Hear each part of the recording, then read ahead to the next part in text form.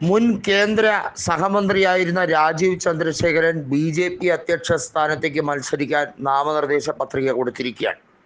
ഒപ്പം നിലവിലെ BJP സംസ്ഥാന അധ്യക്ഷനായ K. സുരേന്ദ്രനും കൊടുത്തിരിക്കുന്നു. അതായത് സംസ്ഥാനത്ത് തെരഞ്ഞെടുപ്പ് നടക്കും എന്നുള്ളത് വളരെ വ്യക്തമായി കഴിഞ്ഞിരിക്കുന്നു. കൃഷ്ണദാസ് പക്ഷം ഉൾപ്പെടെയുള്ളവർ രാജീവ് ചന്ദ്രശേഖരനെ ഒപ്പം നിർത്തും.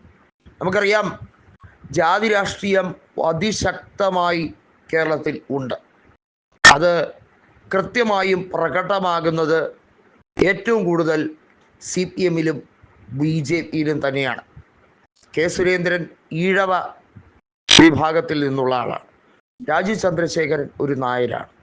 കൃത്യമായി അവിടെ ഒരു ഈഴവ നായർ സ്പ്ലിറ്റ് ഉണ്ടാകും എന്നുള്ളതിന് യാതൊരു തർക്കവുമില്ല. ജാതി രാഷ്ട്രീയത്തിന് അതീതമായിട്ടുള്ള ശ്രമങ്ങൾ പലതും നടക്കുമെങ്കിലും K. സുരേന്ദ്രനെ ഒരിക്കലും ഈഴവ വിഭാഗത്തിൽ നിന്നുള്ള ശോഭാ സുരേന്ദ്രൻ പിന്തുണയ്ക്കില്ല.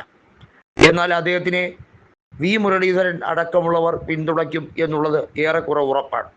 കേന്ദ്രമന്ത്രിയായിട്ടുള്ള സുരേഷ് ഗോപി ഒരു നായരാണ്.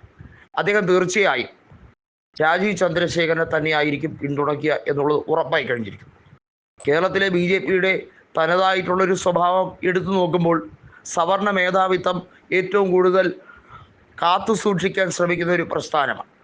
എന്നാൽ അതിനകത്ത് കുറച്ച് നാളുകളായി V. മുരളീധരനും K. സുരേന്ദ്രനും താക്കോൽ സ്ഥാനങ്ങളിൽ എത്തിയതിൽ കടുത്ത അതൃപ്തി NSSന് കൃത്യമായി ഉണ്ട്.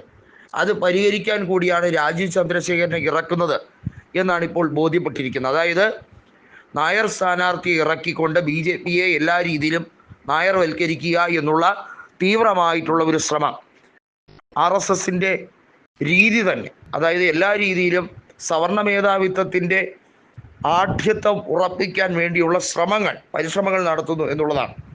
എന്നാൽ K. സുരേന്ദ്രൻ്റെ ഗ്രാഫിക്കൽ നോട്ട് നോക്കിയാൽ അദ്ദേഹത്തിന് കാര്യമായിട്ടുള്ള വിജയമോ അല്ലെങ്കിൽ അദ്ദേഹത്തിന് നേട്ടമോ ഒന്നും അവകാശപ്പെടാൻ കഴിയില്ല. അദ്ദേഹം മഞ്ചേശ്വരത്ത് മത്സരിച്ച് 2 നിയമസഭാ തെരഞ്ഞെടുപ്പുകളിൽ കപ്പിനും ചുണ്ടിനുമിടയിൽ ആ മണ്ഡലം നഷ്ടപ്പെട്ടിരുന്നു. എന്നാൽ അദ്ദേഹത്തിന് നിയമസഭയിലേക്ക് ഇന്നേവരെ അംഗത്വം നേടിയെടുക്കാൻ കഴിഞ്ഞിട്ടില്ല.